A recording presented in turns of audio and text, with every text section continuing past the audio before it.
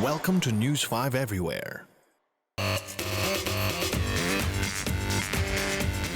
Uncle Sam, ako naman may dugo din ng mga Amerikano. Intindihin mo naman ako. Wala naman akong binabalak na masama sa Amerika. I love America. God bless America.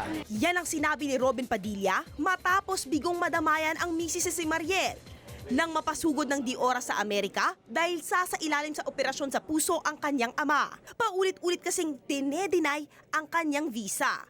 May mahalagang misyon pa naman daw si Robin, kaya gusto niyang maka-face-to-face for the very first time ang daddy ni Mariel. Magkita kami ng tatay niya.